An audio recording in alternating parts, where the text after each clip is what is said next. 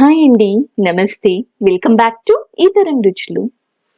ఈ రోజు మనం తోటకూర మాగాయిని ఏ విధంగా తయారు చేసుకోవాలో చూద్దామండి.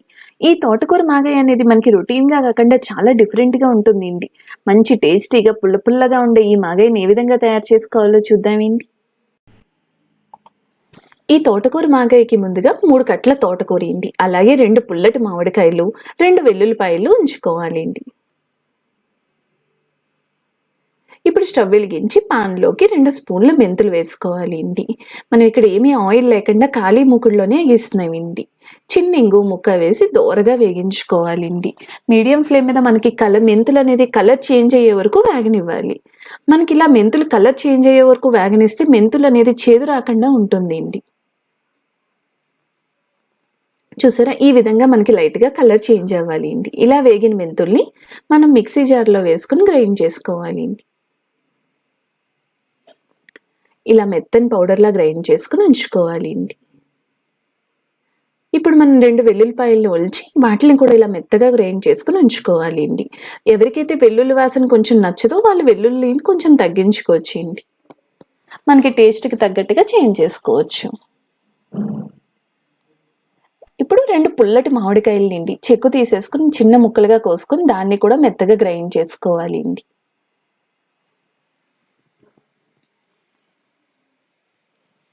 ఈ విధంగా మామిడికాయ ముక్కలను కూడా మెత్తగా గ్రైండ్ చేసుకుని ఉంచుకోవాలండి.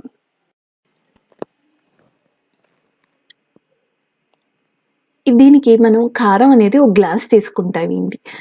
ఉప్పు అనేది మనం సగం గ్లాస్ తీసుకోవాలి. నేను ఇక్కడ మెత్తని ఉప్పుని తీసుకున్నానండి. ఇప్పుడు స్టవ్ వెలిగించి పాన్లోకి ఆయిల్ తీసుకోవాలండి. అందులోకి మనం సన్నగా తరిగిన తోటకూర వేసుకోవాలండి. ఈ తోటకూరని మనం ముందుగానే కడిగి ఆరబెట్టుకోవాలండి. ఇది నిలవ ఉండే ఊరగాయ కాబట్టి ఏది కూడా తడి లేకుండా చూసుకోవాలండి. మనం వాడే గిన్నెలు కానీ ఈ వెజిటేబుల్స్ని కానీ అన్నిటిని కూడా బాగా ఆరబెట్టుకోవాలండి. ఇలా మొత్తం 3 కట్టల తోటకూరని వేసి మగ్గనివ్వాలండి. మనం మీడియం ఫ్లేమ్ మీద కలుపుతూ మొత్తం తోటకూర మొత్తాన్ని మగ్గనివ్వాలండి.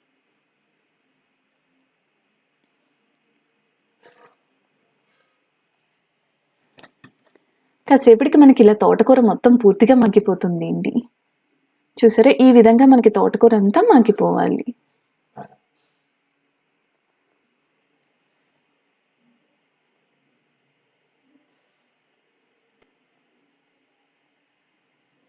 అప్పుడు మనం ముందుగా రెడీ చేసుకున్నాం కదండి, ఆ వెల్లుల్లి పేస్ట్ని కూడా వేసి ఇందులో వేగనివ్వాలి అండి. ఈ వెల్లుల్లి పేస్ట్ అంతా కూడా ఈ తోటకూరతో కలిసి బాగా మగ్గే వరకు వేగనివ్వాలి అండి. ఈ తోటకూర మొత్తం కూడా ఈ వెల్లుల్లి పేస్ట్ అన్నీ బాగా కలిసేలా కలుపుకోవాలి అండి.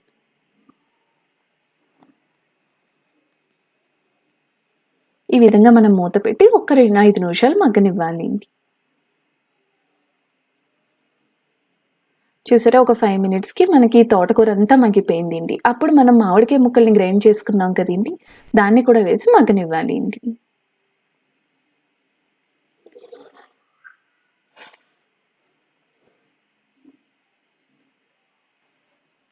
మనం ఇక్కడ పుల్లటి మామిడికాయలు అనేది తీసుకుంటే ఈ తోటకూర మాగాయి అనేది చాలా బాగుంటుందండి. ఈ మొత్తాన్ని కూడా మనం ఇలా మీడియం ఫ్లేమ్ మీద కలుపుతూ ఉడకనివ్వాలి అండి. ఒక్క 5 మినిట్స్కి చూసారా, తోటకూర వెల్లుల్లి ఇవన్నీ కూడా బాగా కలిసిపోయి మగ్గినియండి. అప్పుడు మనం సగం గ్లాస్ ఉప్పు,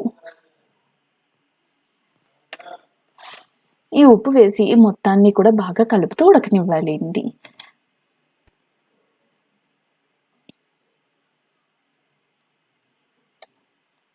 అందులోకి 1 గ్లాస్ కారం వేయండి. అలాగే మనం ముందుగా రెడీ చేసుకున్నాం కదండి ఆ మెంతి పొడి, మెంతులు ఇంగువ వేగించి పొడి చేసుకున్నాం కదండి, దాన్ని కూడా వేసి మీడియం ఫ్లేమ్ మీద ఒక 2 నుంచి 3 నిమిషాలు మనం కలిపి వేగనివ్వాలి అండి.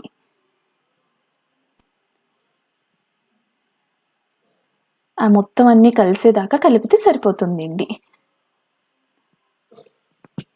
చూసారా, మనకి ఒక్క 2 మినిట్స్కి మనకి తోటకూర మాగాయి అనేది రెడీ అయ్యింది. వెంటనే మనం స్టవ్ ఆఫ్ చేసేసుకోవాలి అండి.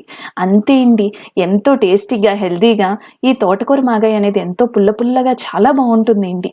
ఇది ఎంతో డిఫరెంట్గా ఉండే మాగాయి అండి. ఒక్కసారి ట్రై చేసి ఎలా వచ్చిందో మా కామెంట్ సెక్షన్లో చెప్పండి. ఈ వీడియో కనుక మీకు నచ్చితే please like, share and subscribe ఈతరం రుచులు. Thank you for watching.